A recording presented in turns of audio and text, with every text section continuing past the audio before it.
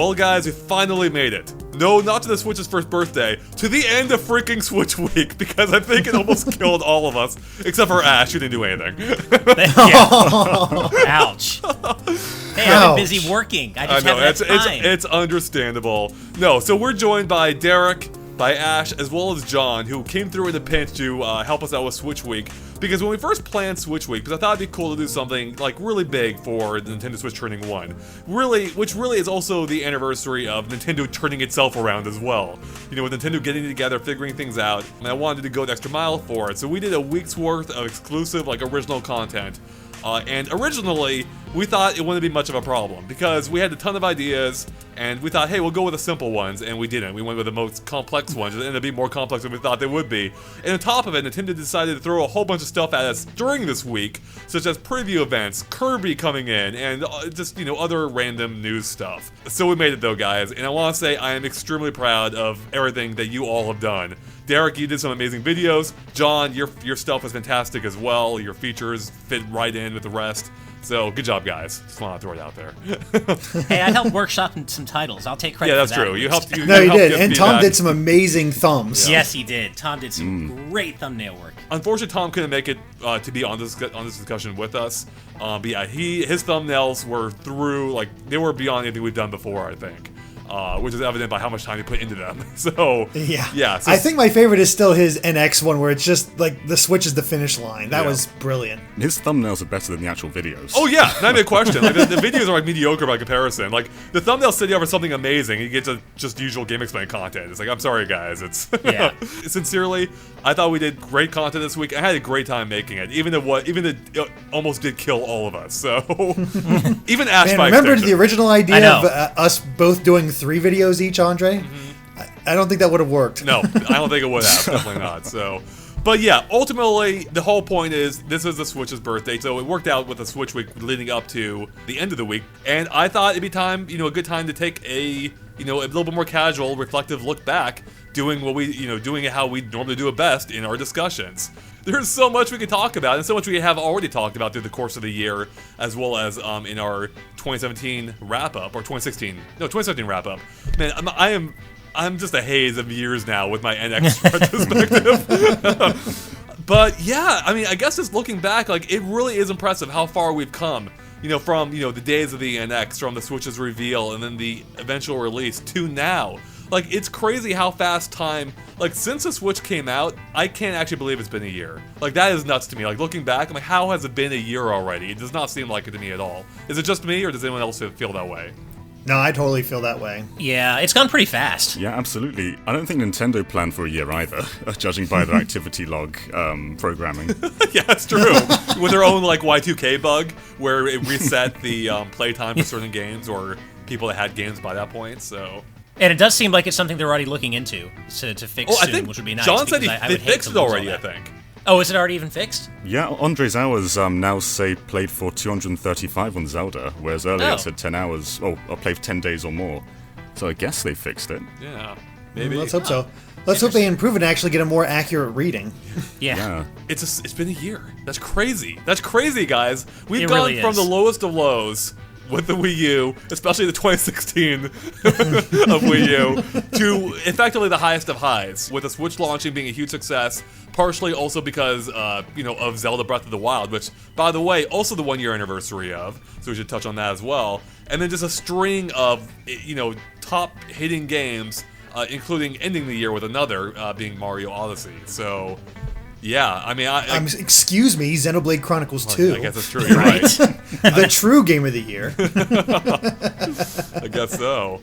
So, yeah, I mean, what do you guys think? Like, is it weird looking back now already that we've had this fundamental shift in Nintendo since the Wii U? Yeah, I mean, it never stops being weird, right? It's just like, it's less that it's been a year. I mean, the year has gone fast, it feels like, but it's less that than it is... I'm still wrapping my head around the fact that we went from, like, one of Nintendo's, as you said, worst years, not only the Wii U, but the Wii U's worst year, let's be honest, to not only one of Nintendo's best years, but really one of the best year ones of any console ever. I mean, honestly, the year one Switch lineup is still crazy to me. The fact that, and I actually have my Switch in front of me. I'm looking through my library, like my all software menu, and I'm just scrolling through these games. I'm like, this is 1 year, and the selection's amazing. And of course, I don't even have everything that's out, so it really is just that's the part that still gets me, is it just the quality of the Switch's first year. Right. I think what's insane is when it first launched, we didn't know any of the lineup. We knew Bomberman, we knew Zelda, 1-2 Switch. I don't think Fast RMX or Snipper Clips were actually known as launch titles leading up to the launch. And neither was Shovel Knight actually either. It's true, yeah. I mean, we didn't even know the eShop was going to be there day one until we got our hands on the system. So yeah, it's crazy to go from such a small list of games to basically having one major game every single month. And now we're seeing third parties sort of jump on too, with Dark Souls, which is, that's insane. Wii U would have never had Doom or Dark Souls or all these other third party games that are coming to Switch, so it's insane to see Switch build up this portfolio of games that Nintendo haven't really had in such a long, long time. Mm-hmm. I mean, it's also the fact that there's just a quality eShop now. I mean, there's ways that you can definitely improve the eShop, but as far as the game content, there's a lot out there. And my eyes were open to a lot from your rewards, John, because it was like, oh wow, that looks good. Oh wow, that looks good. Oh wow, that looks, it's like, man, all this stuff I kind of missed out on just because I'm covering the major stuff. And it's like, geez, I wish I had the time to really sit down and play some of these other games like Celeste. I really do want to sit down and play Celeste at some point, but that's just hasn't happened yet. You should. It's so good. I know. Yeah, I mean, I know. That's really the thing, is that we've all played, there's so many great games for the Switch's year one that we've all played a bunch of them, yet we haven't all played the ones that, like, each other have played. Like, I still want to play and make time for Xenoblade Chronicles 2. I haven't even looked at that game, and I know how good it is, but there's just, again, too much to play, not only on Switch, but of course other consoles, but that really speaks to how just the breadth of great games in the Switch's year one, because we all play different ones, and we still haven't played everything that's worth playing. I mean, yeah, that's a crazy thing. Like, again, I feel bad begging on the console so much, but this Wii U's final year was really abysmal compared to the Switch's first year. I remember, I think I had Star Fox Zero in my top 3, even though I gave that game just a like, even. So, those were, yeah, what a contrast, what a change. I think just the general vibe around Nintendo now is so much more positive than it was before, and that's nice. It's nice to have that again, because it's kind of funny how with GameXplain we kind of grew up during the Wii U's era when Nintendo was pretty much at their lowest, and now I just seen the vibe in comments and all over, not just even on our own videos. It's so much different now. I'm actually still kind of shocked that we grew during the Wii U era. How did we get bigger? I think because literally no one else was covering them. That's why. It wasn't worth the time. Yep. Paradoxically, we were really the only ones willing to cover Nintendo cover. during their lowest times, and I think that we cornered the market on it when coverage was really at a minimum. Yeah. And I think that kind of worked in our favor, because now that Nintendo's really riding high again, we kind of got in there when nobody else wanted to, and I think that really worked in our favor. So yeah, it's just kind of crazy looking back. I mean, there's so much we could talk about here that I'm having trouble even focusing on one single thing. If we look back at the year, even leading up to the Switch, from the reveal, we knew it looked promising. That was a cool concept. It got people excited, but still, it was a giant question mark of whether the Switch would actually turn things around. As with the Wii, even with the Wii, it's that looks really cool, but is it actually going to do anything? And sure enough, the Switch actually is doing something, and it seems to have actual momentum behind it. It does not. It hasn't seemed like it's quieted down at all. And going by Nintendo's expectations, they appear to expect to do even better this year, far better even, and that's going to be buoyed by the efforts of or supported by the efforts of Labo, for instance, which I got to play with today even. Even touching on the eShop, as you guys already did. There are too many good games to play. The third-party support is there, and is going to probably get even stronger this year, I think. So, yeah, it's just mind-boggling how well Nintendo managed to turn this entire ship around. I mean, it's kind of amazing, too, because, you wouldn't, on some level, you're like, oh, cool, I can bring my console experience wherever I want. But you're not much of a portable gamer, Andre, and you've made that known quite a few times. But the Switch has a way of you wanting to play it portable sometime. That's the weird thing. I think that's the key thing that's been about this. Is man, I do want to take this on the go, because look how cool it is to take it, have this game with me on the train, on the plane, in the car. That's totally it. Like, one of the key things is, I mean, obviously the key thing is like it's a hybrid, right? But I think even beyond that, the Switch is more. One of my features is going to be that I ended up replacing with something else. But like, it's not just that the Switch is a hybrid; it's that it's a frictionless gaming environment. Like, it makes doing anything completely seamless and friction-free. Like, it's to the point where even though I don't use the Switch much as a handheld, I prefer just playing on it in general. And I've bought so many more games on this console than I have on any other, I think, already. At least via the eShop. That, there's just something about it that makes playing games more appealing. Like, for me, it's just easy to, just to take it anywhere. Like, when I go home for the holidays, you can play on the plane, then I plug into my parents' dock. They can see all the new games that I have, all the Jack party packs now that I have. Yeah. There's just something about it that makes, gaming, it just makes gaming more appealing. Like, I feel like I feel like buying games, even virtually or digitally, feels like more of an investment on the Switch because it's not locked to playing in a single situation at your house on the TV. Yeah, I mean, I've run into that a few times where, I still probably game mostly equally between my Switch and my PS4. I spend, a fairly equal amount of time on both, but, I mean, there have been plenty of times in the past year where I'll buy a game for PS4 and I'll have that kind of regret in the back of my mind that I can only play it at home.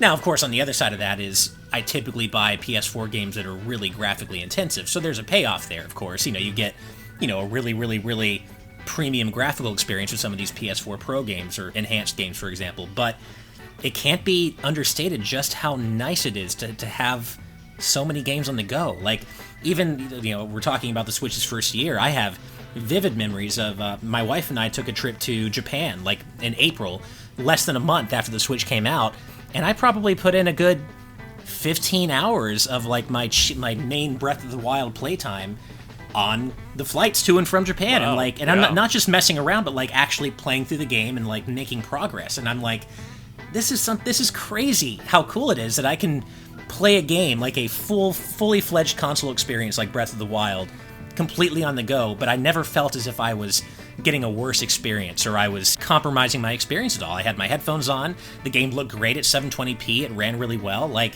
it was the full experience playing on the plane, and that's not something I've ever gotten from like a Vita, like, other handhelds that try to emulate the console experience. The PSP tried to do it, the Vita tried to do it, and they were good systems in their own right, but they didn't nail that console experience like the Switch does, in my opinion. I think what's interesting about the Vita, actually, is Sony support was kind of lopsided on that platform, where Uncharted was done by Bend Studio, rather than Naughty Dog, or I think most of their first-party stuff was done by different developers.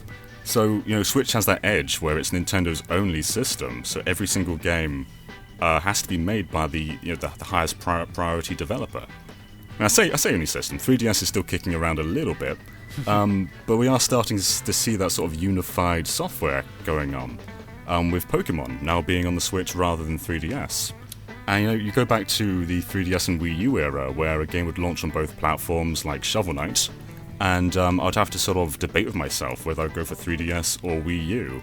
Whereas now you can just go for one platform, which is both the handheld and the console. And even Nintendo's software was like that, with 3D Land and 3D World, or I'm sure there's plenty of other examples like Pushmo and Pushmo World. And it's going to be interesting to see them now just focus on that one game rather than creating two different experiences for two different platforms. It's one of those things where you just don't have to think about it anymore, because the prime example for me is like, okay, Hyrule Warriors is really popular on the Wii U, but we're still not getting the sales we want because the Wii U does not have that many systems out there. So let's put it on the 3DS because it just has more of an install base. Except it runs awful on the 3DS, well, at least the classic 3DS. Now you don't have to compromise that experience thanks to Hyrule Warriors Definitive Edition. And it's that perfect example of how it bridges the gap and just makes it fun to play these games no matter where, and you still get the same experience no matter what you're really in for. It's one of those things that Andre mentioned, like, it's just encouraging, like, okay, I will play this at some point because I'm going here, there, everywhere, and I'll actually buy myself a new indie game or focus on an indie game whenever I do go on a long trip. I'm like, okay, nice short game experience, let's actually play through this, see how I feel about it, and go from there. And it really does feel like a game changer. as far as that aspect's concerned. And it makes sense too, because Nintendo has always dominated the portable market. So to take that aspect that they've always done well and to fold it into their console market just made so much sense. And it actually kind of made me laugh, Andre, with looking at your Road to NX Road to Switch video, where apparently I'm a kind of prophet. You nailed it, apparently, yeah. Who would have guessed? Yeah, you straight up said what the Switch was in literally our first discussion about the NX. It's like, holy crap, that's kind of ridiculous. So, yeah, I love that the Switch exists. Like, the idea of a hybrid console appealed to me for a while, and now that I have it, it appeals to me even more than I thought it would originally. Like, I mean, now I look at the other giant plastic boxes underneath my TV, I'm like kind of disgusted by them. Like, I don't want any more giant consoles anymore. I want these tiny little devices I can pack with me and go. Like, it is so convenient. I said before, and I'll say it again, though, I think Nintendo is probably the only company that could have pulled off the Switch, at least in the manner that they did, because they were able to position it as their next console, while at the same time being less powerful than the competitors. So Xbox and PS4 and Sony couldn't have done this by virtue of the fact that it would have been a visual step back from their current efforts, and I think they would have been kind of, I think they would have been stuck presenting it as a handheld. So the fact that Nintendo pulled it off, and also the fact that it doesn't really feel like a compromise to me. I mean, again, it's obviously not as powerful as Xbox or PlayStation 4, and yet when you play games like Doom on it and it looks pretty freaking good still, it's like that gap doesn't seem to matter as much these days. Yeah, I mean, there's definitely something to be said for that. I remember, I think I was the first of us to actually even get to play Doom on Switch at a press event, and I remember just being like, wow, this is actually really impressive. And of course, if you put it side by side next to like PS4 Pro footage, of course it's not going to look as good, but right. It doesn't matter. In its own context, in a vacuum, yeah, like you just said it, Andre, I haven't really felt like there have been too many, I'm trying to think if there have really been any examples where I felt like I was getting a noticeably worse, visual experience. I guess the one instance I would say is Rocket League, which really does look noticeably worse on Switch. But again, it's still the same great game. It just looks worse. And if you can look past that, it still plays just as well. And you get to have Rocket League on the go, which, come on, it's Rocket League on the go. So, I mean, real quick, I know I'm sure you all have a lot to say, but like, it was nuts playing a brand new console caliber, like next gen caliber Zelda game on the go. Like, that is crazy. Like, an open world Zelda game that, going by the Game of the Year awards, is apparently the best open world game ever made. And the fact you can play it on a 6-inch screen no matter where you are in the world is crazy. I touched on that when I was talking about how I played so much of it on my flights to and from Japan, and I'm just like, right. The novelty of that still hasn't worn off on me, because, I'll travel now. I just, took a trip recently, and the novelty of taking my Switch with me and easily hooking it up to whatever hotel room TV I'm in, it hasn't worn off on me. It's like so cool that I can just take my console with me and have that console experience just by taking the dock with me. And right. I don't know, it's just that novelty has not worn off on me yet. And sometimes it offers something that other consoles don't have. I know, John, speaking of Doom, you really fell in love with the new motion controls that they introduced in that version. Yeah, Splatoon has gyro, Zelda has gyro, Mario has gyro, Doom now has gyro, and it feels like it's becoming like a Switch standard at this point. Yeah. So many games use it, and some of them are, a bit more subtle, like Mario Odyssey's gyro is just really when you go into those binocular things or when you're in a tank. But, the system has gyro sensors, so why not use them? And I'm kind of baffled the PS4 doesn't really have any games that use them at all, because I love typing on the PS4 with gyro controls. Right. That's just such a smooth cursor, and I'm just baffled that more games don't utilize it. Yeah, I'm glad you brought that up, because I remember thinking the same thing when I was playing through. I'd gone from playing Breath of the Wild to playing Horizon, but obviously, and anyone who's watched our videos knows that I love both games. They were two of my favorite games of last year. But one of the things that I noticed immediately is how much worse the bow gameplay, or like aiming arrows and using the bow, feels so much worse in Horizon because you don't have that gyro aiming, and it just feels so backwards to go back to using your right analog stick to like kind of nudge it and try to line up that perfect shot. I'm like, no, I have this controller that's capable of it. Why can't I just use gyro aiming for Horizon? So it really can't be understated just how much that adds to games, in my opinion. Yeah, gyro makes making those pinpoint accurate shots just so much easier. Like, you're not like moving the controller around like a lunatic. You're just sort of making it a bit more steady, and it makes like sniping so much easier. Yeah. And if you have Doom, play Doom with it. 'Cause it enhances the experience so much. Dude, looking at your video that you did for us of the motion controls, it made it look majestic with those controls. It looks like the I really PC want to version try it. almost. It did. Yeah. Yeah. No, I mean, I totally agree. I hope it becomes a standard across all consoles. And why hasn't Sony taken more advantage of it? It works so well. And I was listening to some podcast. I forget the name. That's a good thing. I don't mean to rag on them, but I think they're great otherwise. And this isn't really even ragging on them. But someone was explaining how the Doom controls worked, and one person couldn't wrap their mind around it, like how you had to use a split, how they thought you had to use a split Joy-Cons. So he couldn't wrap his mind around the fact that you could use motion controls on a Pro controller. He's like, wait, how's that even work? And the other guy was explaining, no, it works really well. Like how you could on Splatoon 2. And I'm totally with you, John. Like, I really hope that becomes a standard because it's kind of hard to go back now. Like, using a control stick by itself feels so rudimentary by comparison. Like, it really feels like, I think to me now, it feels like I get where PC gamers are coming from. It's like, oh yeah, I see this now. Like, playing with a control stick sucks without motion controls, so. Yeah. Yeah. And something else I want to highlight too, and that this is something you may have once disagreed with me on, Andre, but I think you've actually come to seeing things, at least somewhat my way here, is HD Rumble. It's hard for me to go back to like, I call it standard definition rumble. It's not called that, of course, but regular ass rumble on the PS4. Okay, that's a better title. Regular ass rumble's better, but standard definition, I think it's a perfect descriptor now. But there is a marked difference, and it's hard for me to go back to regular rumble on PS4 or Xbox One or other consoles where it just doesn't. It still feels nice, of course, but it's not the same. It really is not the same. And games like Super Mario Odyssey or Fast RMX various games really do highlight that difference. I would say especially games like Mario Odyssey, where just the detail you get from that HD Rumble, like swimming in Mario Odyssey. I love the way it feels like with the HD Rumble. It's just cool. One of John's videos he was thinking of doing for the Switch Week was actually going to be a top 10 uses of HD Rumble, I believe. Right, John? Oh, yeah, right. Nice. I mean, Odyssey's just full of them on its own. As you said, Ash, there's swimming, but then there's every single time you jump, there's a very, very light sort of thud. Just you can barely even feel it sometimes. Yeah. If you focus, you can just sort of feel this very light little bit of feedback. And then there's the scooter, which is my favorite personally. Oh, yeah. And if you turn the game's audio off, you can almost sort of hear this rev coming from the Joy-Con. Yeah, and Odyssey's just so good for HD Rumble. That's the game that made me a true believer. That this isn't just some gimmick. It really does enhance the game. And as you said, going back to standard definition just feels rough in comparison. I think that's a good way of putting it. I mean, so as Ash brought up, like, I wasn't sold on HD Rumble from the get-go. Because so for me, with Rumble, like when Star Fox 64 came out, I'm like, this is pretty cool.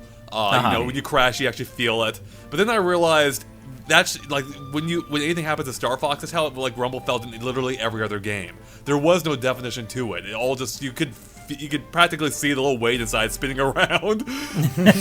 So Rumble never really did much for me. Like after the novelty wore off, like I preferred to turn it off. Like the wave, like when I had the Wavebird, I didn't feel like I was missing anything.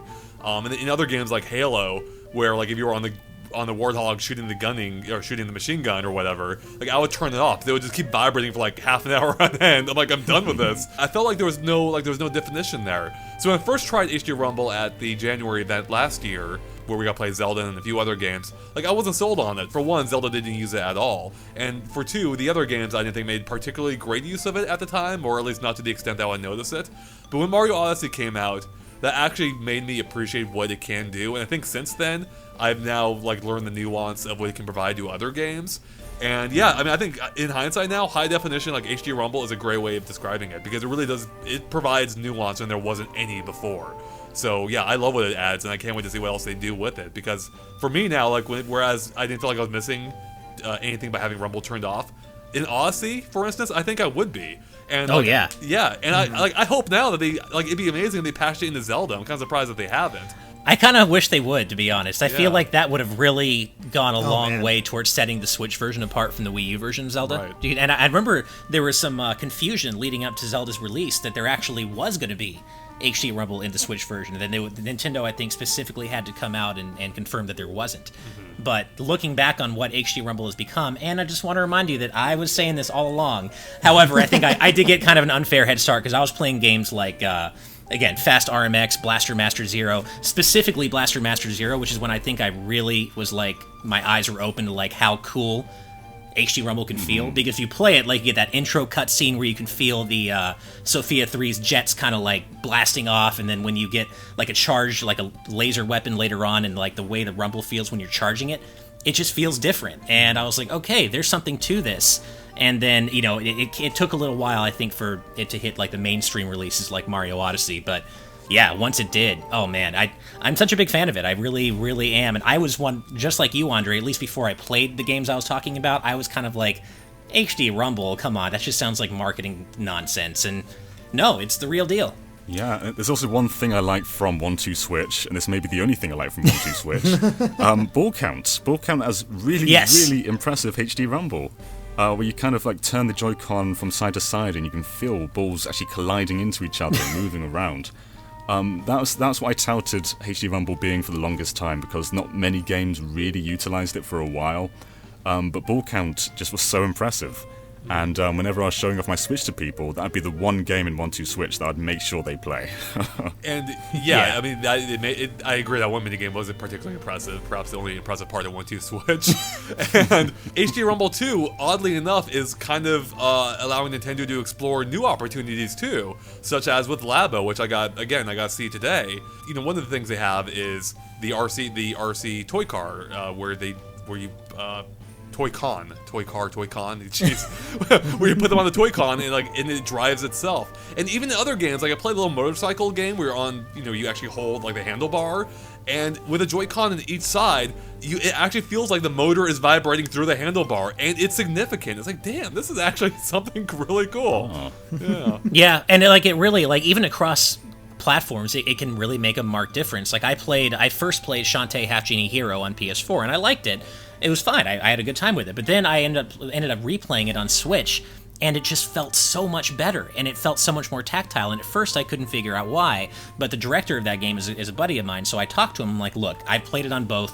You got to tell me what's going on here. He's like, it's the HD Rumble, I guarantee you. And it's much like Mario, where every time like Shantae jumps, when she lands, there's a very, very slight tick in the Joy-Con, and you can feel it, and it just adds so much. I don't know, it just adds that tactile feedback that, in my opinion, actually does matter. It actually adds something to the experience. I really hate that I have to agree with you now. Like, I hate every part of my body about this. But like, I agree. Like, I think it's not just a cool feeling, but like, I think it actually does enhance the gameplay experience.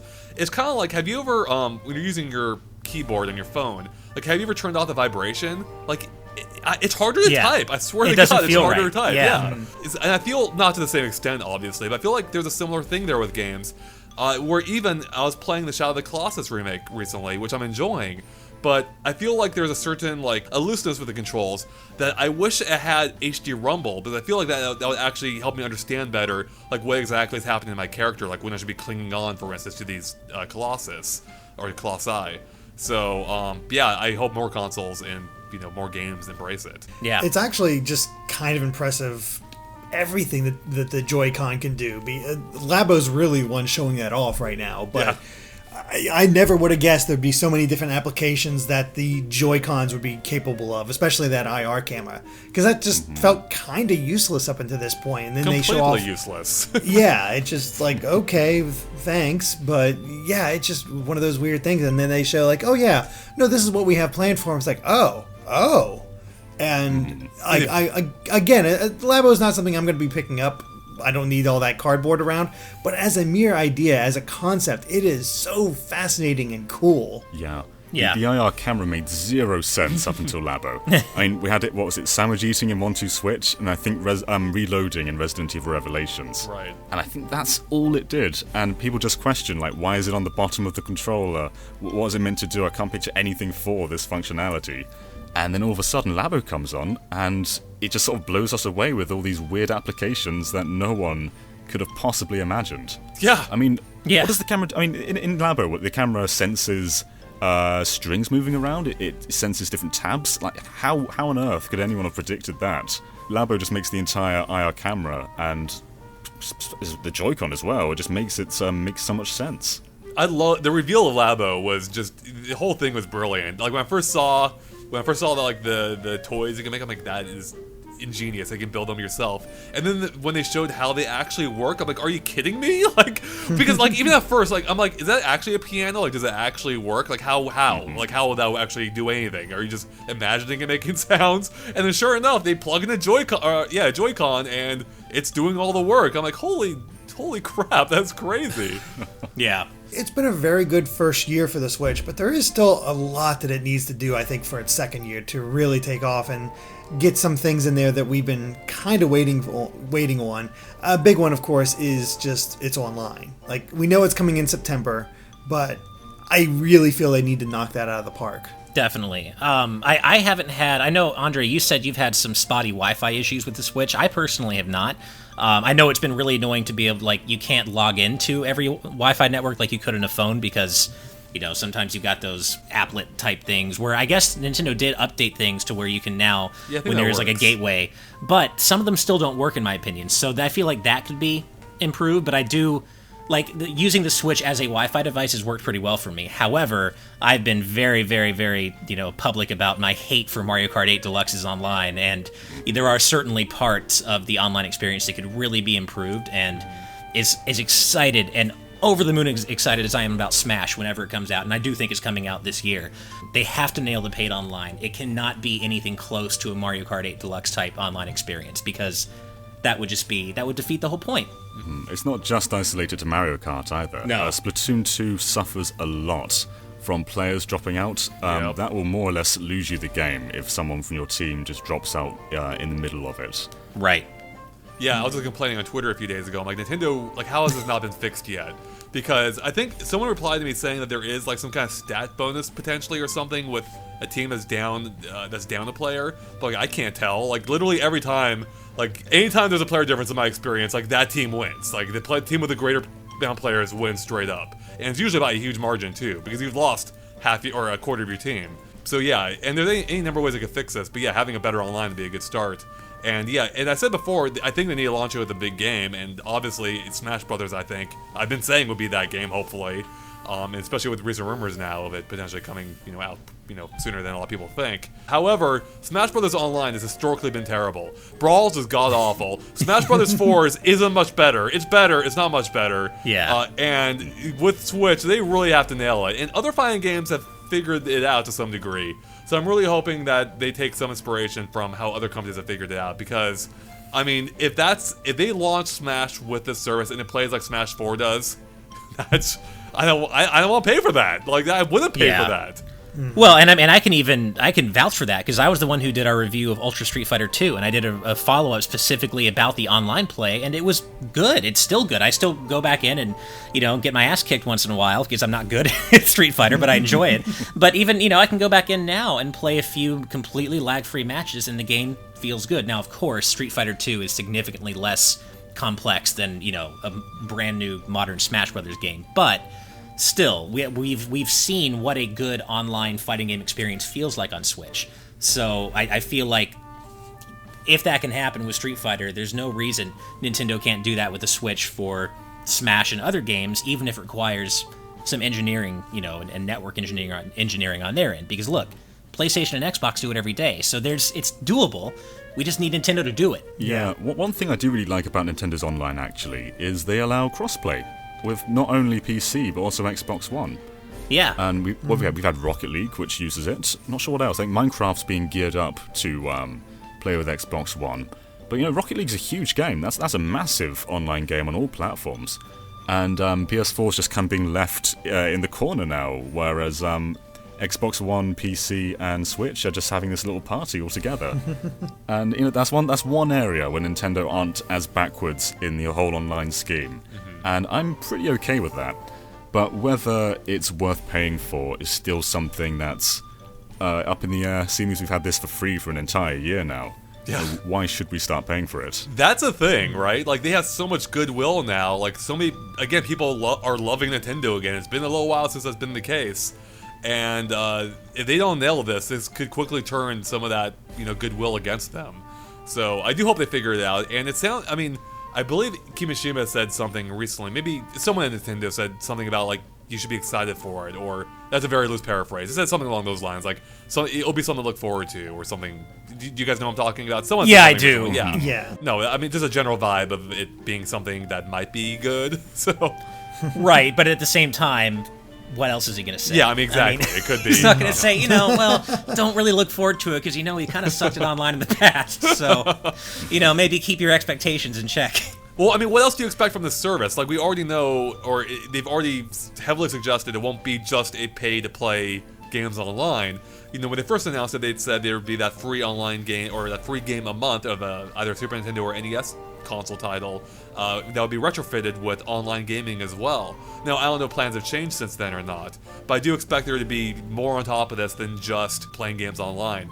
And one awesome thing would be, like, what if it gave you, like, access to exclusive, like, demos, for instance? Like, what if you subscribed and at E3 you actually got to play the same games that Press are at E3 itself?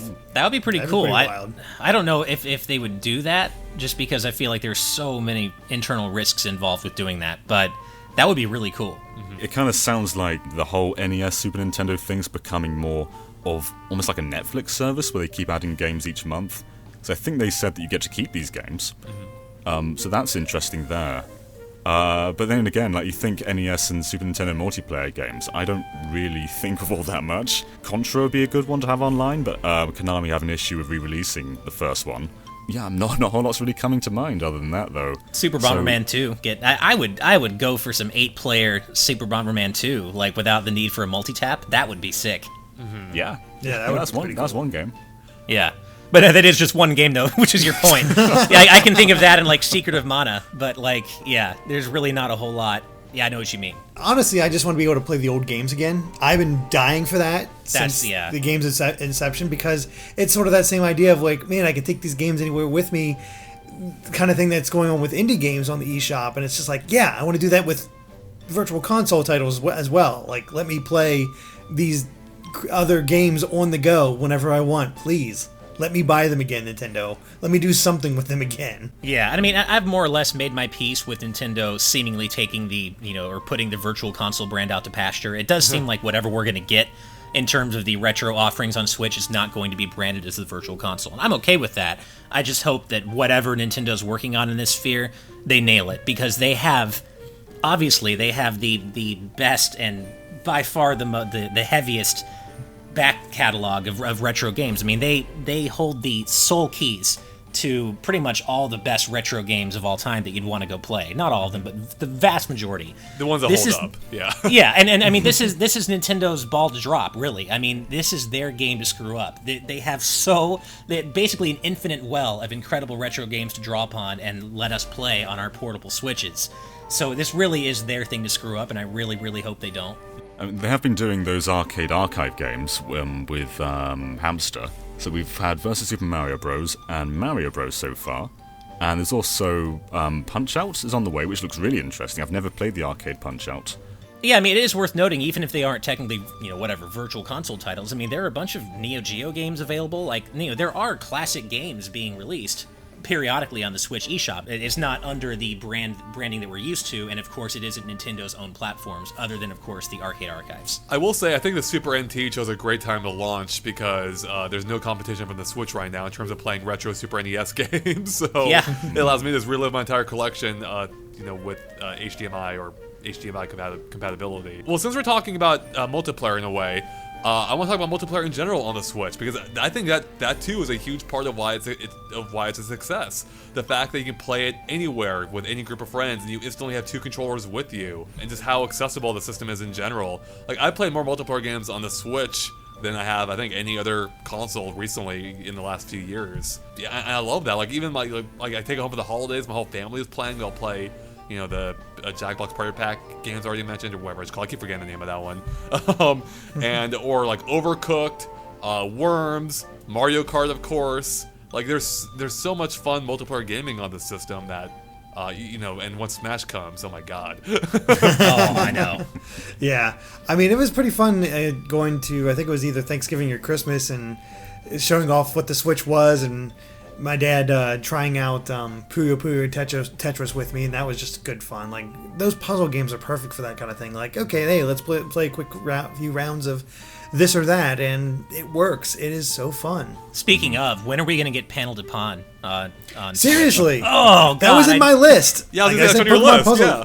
I said Pokemon Puzzle League, but any of the Panel de Pon Yeah. Puzzle League games, whatever. I want one on the Switch. And I got a bunch of people telling me it's part of Animal Crossing Welcome Amiibo. I don't care. I want it on the Switch. I want whatever. I just want a lean digital version of Puzzle League, Puzzle Attack, whatever you want to call it, that I can play on Switch with other people online or locally. God, that would be ridiculous. Another game on your list, Derek, was Mario Strikers. That makes so much sense for a single Joy-Con. Yeah, I cannot wait to see more Mario sports games, because all of them would pretty much work well with a single Joy-Con. We know Mario Tennis is coming, Mario Tennis Aces. That's going to work really well. Yeah, I think Mario Strikers, though, that would just shine so bright with one Joy-Con. No, it really would. I mean, I want to take the moment to stress like how brilliant the Switch is as a hardware unit, like with the fact that you can't detach those controllers. You have two mostly functional controllers even when you break it apart, and yeah, it's just the whole thing is just genius. So, and yes, the Mario sports games really need to come to the system even faster than they currently are. So, where's Mario Golf? Hopefully next year. Yeah. Yeah. Come on, Camelot. Well, that or Golden Sun, I'd be fine with. I know, yeah. Well, it has been 8 years, Derek, as we touched on earlier. It has so, yeah. I think that's the other cool thing, and one of the things I touched on in some of my videos is that Nintendo has a lot of developers underneath their wings and that could be working on something for the Switch, and there's so many games that could come to this system that have I do think have a legit second chance. And I'm not kidding when I said bring any and all of them, give them all a shot. Like Mach Rider, Clu Clu Land, hell yeah, Kid Icarus, give me my Kid Icarus on Switch. Like, there's so many possibilities, and I think Nintendo really would be fools if they're not trying a lot of these franchises in just some capacity, whether eShop or full release. And now's more likely than ever, too, because last gen they were trying to balance both 3DS and Wii U, whereas now they can focus just on that one single franchise for the system and then move on to something else. So Intelligent Systems doesn't have to keep balancing Wii U and 3DS, they can just make a Fire Emblem for Switch, and then maybe do an Advance Wars for Switch, and just keep going on like that. So yeah, this is a great time for a more robust software library. And it's crazy, both Wii U and 3DS didn't have a Wario game. And after 3D Land and 3D World, I kind of wanted them to do like an experimental take on Wario Land, like maybe Super Wario 3D Land or something. Hopefully we see more of the niche franchises from Nintendo show up again, now that they can just focus them all on one system. That's a great point, because before they would have to make a version for each platform. Like, you'd have the console Mario Kart and the handheld Mario Kart. And for me, I mean, I know they sold well on both platforms, but for me, like, once the console one comes out, I'm never gonna play the handheld version again. Like, that's the one I want to play. Like Smash Brothers 3DS. After the review, I didn't touch that game ever again. But now on the Switch, it no longer, I mean, it stays in the development time because they want to make two versions, but it also gives you that same superior version across no matter which way you want to play it. And as you're touching on, John, I hope this does allow them to broaden out even more than they have. Like, now that Mario Kart's out of the way, that team can work on something else now, and I guess they did with ARMS, kind of. Well, I guess they moved on to ARMS. They haven't made a proper new Mario Kart yet, but you know what I'm saying. Like, they can experiment, try new things, maybe bring back older franchise, hopefully, or they'll just end up making 20 more new Super Mario Brothers games. One of the two. But. Oh God. Well, see, and this is also great because now instead of like trying to figure out whether they're going to release Mother 3 on Wii or 3DS, they can just focus on releasing it on Switch because that's totally going to happen. I mean, I kind of feel like this is the time, and I think both Earthbound and Earthbound Beginnings sold pretty well on the Wii U, so hopefully, maybe it's the time for Mother 3. And I mean, really, in its own kind of ironic way, this really would be, they would be releasing it on a handheld, kind of. That's true, you're right, actually. Really, there isn't no better time than to do Mother 3 than now. That's a great point. Yeah. I'm on board with this. That's how you launch whatever their virtual console service is. Like, just like how the SNES Classic had its exclusive with Star Fox 2, make Mother 3 like the exclusive of this new service. So, yeah. See, these ideas are free, Nintendo. We're just letting these flow for free.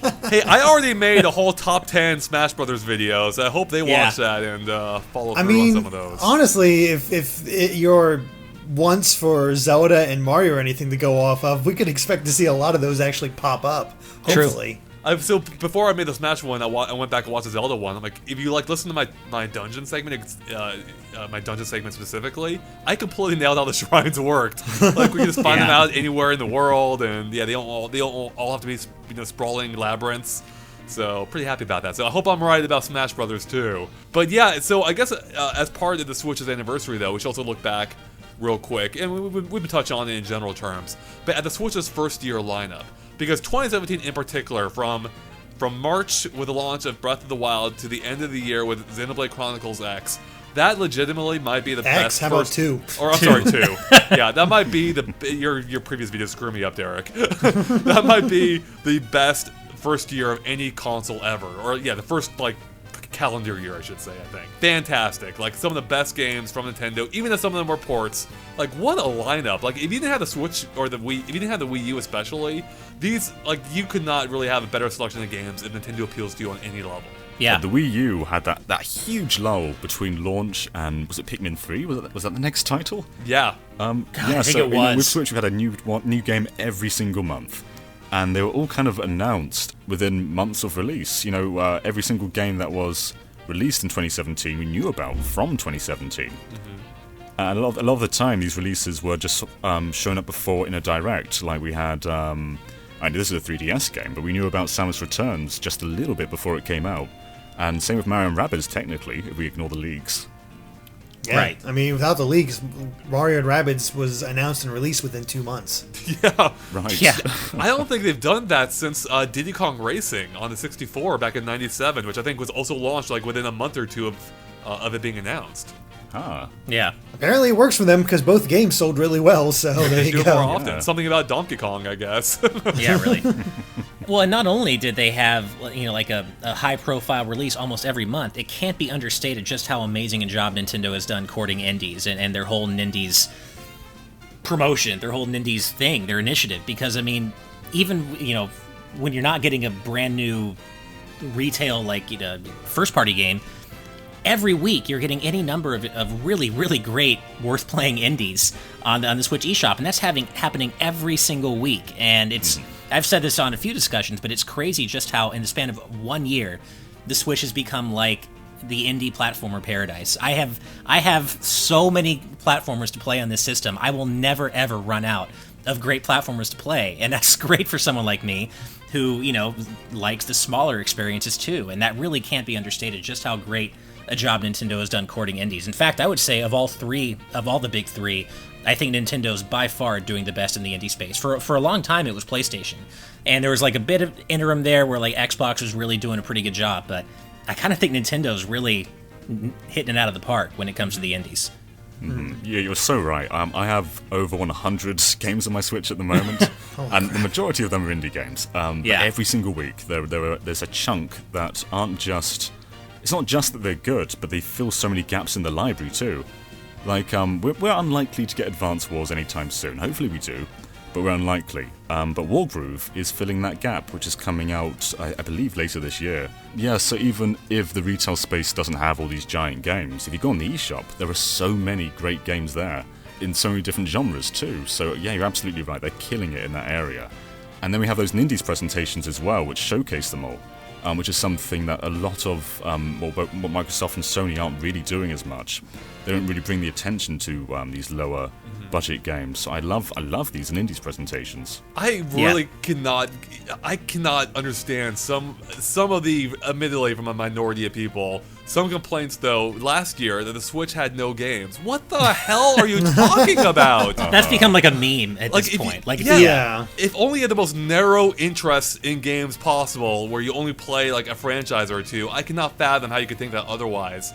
because there was so much between not only Nintendo's own first party, but yeah, the indie scene was incredible. There were so many great indie games, or indie games, and that's continued this year, or indie games, and that continues this year with the Celeste, among others. So yeah, I don't get that complaint at all. I feel like it's mostly people who somehow consider indie a genre are the ones who are saying that. Like, because indie's not a genre of games. No, it's not. Exactly. Yeah. So I feel like it's mostly that crowd who says that about the Switch having no games, because that's absolutely bonkers. Mm-hmm.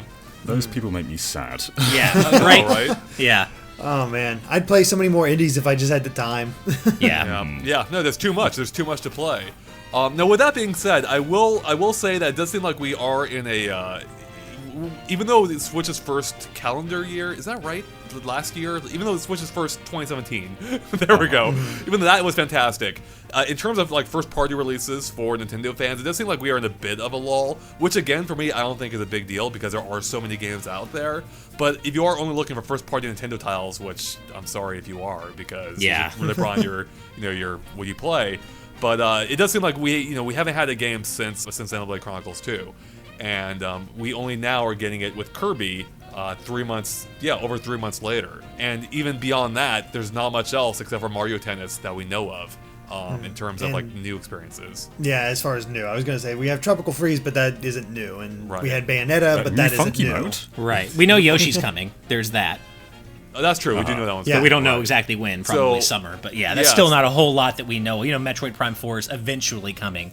But yeah, there's not a whole lot of month by month. Exactly. Like we were in the first year. It's not a whole lot. I wish we knew more. At the same time, I don't think it's a big deal right now. We'll know more soon, I'm sure. If not in a direct, by E3 at the absolute latest. And I'm pretty sure there'll probably be a direct before then. But yeah, I'm not concerned. It's amazing how I don't know if some people just have like a really short memory. It's like, do you not remember we just came off the year with two of the best, highest rated games of all time on the single platform? Let's be honest here. If Nintendo somehow manages to get both Smash Brothers when the online comes out and Pokemon in its usual time frame for this year on the Switch, I'm sorry, they've had a great 2018 because that will sell so many freaking systems. It does seem like there's some people just expect like a AAA game every month now. It's like, no, that's not. I don't think that's quite feasible economically. What, gamers don't know how game development works? I'm astonished. Shocking, isn't it? News at 11. I am astonished. No, but it really, some people, you can't please everybody, and really by any measure, any logical measure, Nintendo's year one output for the Switch has just been unbelievable, and the fact that they were even able to do it at all is really pretty incredible. Right. Yeah, I think for second year they're probably banking on third parties to sort of fill the gaps. And we're seeing that with Dark Souls already, which I am so pumped for. Dark Souls is one of my favourite games ever, and to have it not only on a Nintendo console but on a handheld is crazy. One of the big complaints about Dark Souls is you can't pause, and now you have a standby button which more or less pauses the game, so that kind of fills that complaint out.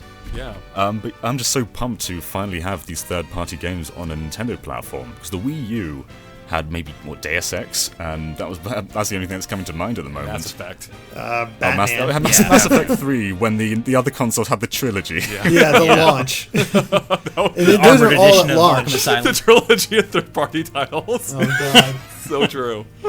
Oh man, no, you're totally right. No, and I think we're just seeing the tip of the iceberg here too. I think we're gonna get a wave of third parties in not too long, because I think a lot of them, I can't fault them for this. A lot of them, have been burned in the past on Nintendo platforms. I think they were holding out to see how the Switch is done, and it became clear pretty quickly that the Switch is gonna be a huge success. And I'm sure they greenlit and fast-tracked a lot of projects around that time. So I think now that's been a year, we're going to start seeing more of them. We already are. One of the most commonly repeated stories last year was, when something would get announced for PlayStation 4 and Xbox One, people would be like, but what about Switch? Where's the Switch version? And we went from Capcom in May saying, okay, Ultra Street Fighter 2 is going to be the only thing that we release. It's like a test to see if we're going to get burned again like we did in the Wii U. We went from that to, we've now got Resident Evil Revelations 1 and 2, and we've got 18 Mega Man games, or 19 Mega Man games, or whatever. Basically the whole Classic and X series, plus Mega Man 11 coming to the Switch this year. So, and we're already seeing like Square Enix, they're redoubling, I mean, they were supporting it out of the gate, but they're redoubling their support with games like Lost Sphere and Project Octopath Traveler. So, I mean, already we're kind of seeing that bear out now, where third parties who were maybe a little hesitant to jump on the Switch train from day one because they got burned with the Wii U, they're all aboard now. They're all in, and we're seeing now these third parties like Capcom, for example, catching up and realizing, hey, we got to get our franchises on Switch. Yeah, Capcom support's interesting because they're still missing out on a few games like Okami. Yeah. But we are getting Street Fighter 30th Anniversary, which kind of undermines Ultra Street Fighter 2 in a lot of areas. It really does. And that, honestly, that really can't be understated. I mean, of course, you have to be a Street Fighter fan, but like, think about the fact that we're going to have like a portable version of Third Strike alongside portable Alpha 3, alongside portable whatever, Hyper Street Fighter 2, I think it is. It's like, that's kind of crazy. Yeah, and we're getting the Naruto game, so, like, I mean, granted, not the biggest fighters out there, but that is a trilogy of very expansive, like, you'll get a lot of gameplay out of those Naruto. I know I'm pronouncing that wrong for the Naruto fans out there. Apologies. Naruto. There you go. Naruto, yeah. Thank you, Ash. You pronounce it from now on. Yeah, there's a lot of gameplay there, and people are begging for Dragon Ball Fighters to come on the Switch as well. So... yeah, the demand is there, and Bandai Namco seems to understand that, considering they put out the Pac-Man Championship Edition 2. Yeah, Yeah, and Dragon Ball Xenoverse 2 sold incredibly well on Switch. It sold like it was a brand new game. See, I never would have guessed that. Never would have guessed it. Yeah, me neither. Yeah, I mean, and I think part of the reason why it's working now too is because the Switch, again, is obviously weaker than the other platforms, but it's not that much weaker. It's powerful enough to handle these games on some level.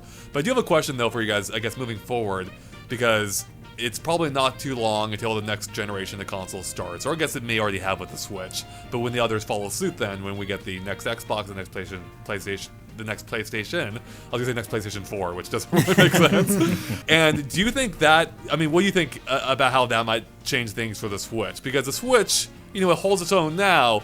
It may not so much visually, at least, in a few years when those new platforms come out. Do you think that'll be a problem for them, or is the Switch just so different and with its convenience factor, with people being able to play games however they want now, will it just not matter? I think one interesting point with PS5 and the next Xbox is development costs are going to get a lot higher.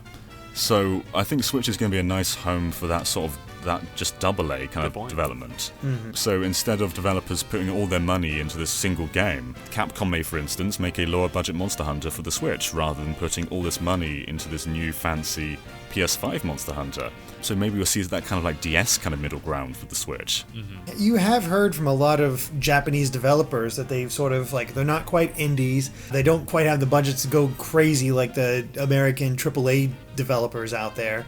But they found this nice middle ground, as John said, with AA titles, and how there is that sort of demand for these sort of mid-level games that sort of fill these niches, and they can do extremely well because of that.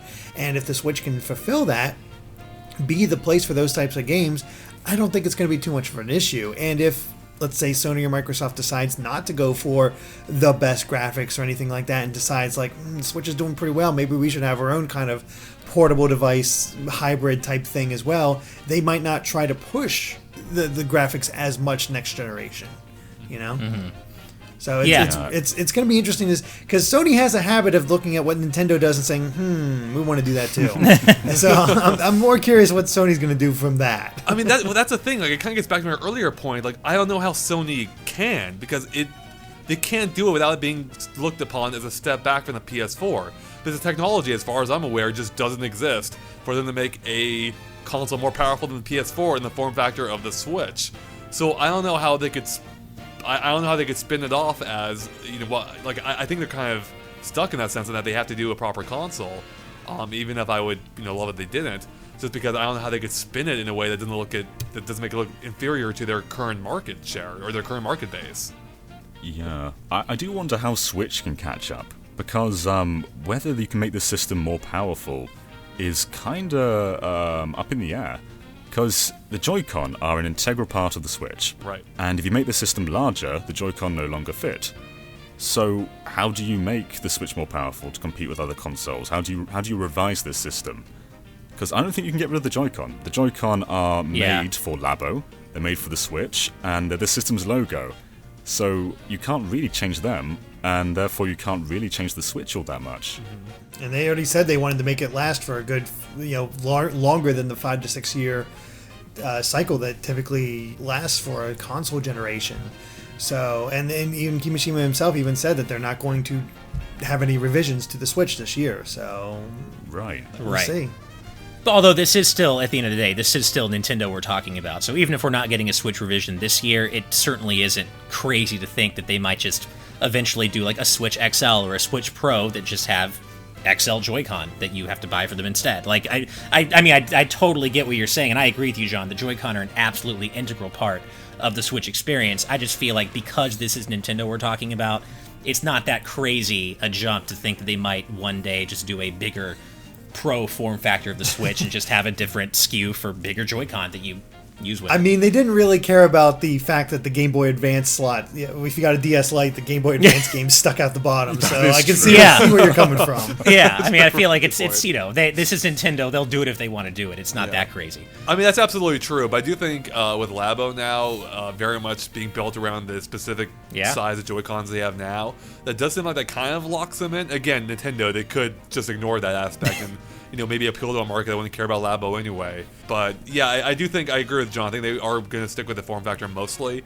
I mean, with that said though, I think it's entirely possible they release new revisions. I could absolutely see a Switch Pro. In fact, I hope they do. Like, I mean, as much as I like the Switch, I think 5 years from now, it's like, maybe it's time for them to update the graphics a bit. Sure. Even though I'm totally happy right now, especially if we want ports from those next generation of consoles, that's when you're going to start seeing that gap then. So I could totally see a Switch Pro, and I think what I hope they do is if they treat it as kind of like what they do with the Game Boy Color, really, where there's two different modes for the games to run in. We can run on the original Switch, with worse graphics, or we can run on the newer Switch with better graphics. It's not that different from playing games, that scale on PCs. So I think that'd be one way of handling it, where all the same games, it's still the Switch platform, all games will work on any platform, but if you buy the Pro, like with the PS4 even, I guess the PS4 Pro, it'll look better.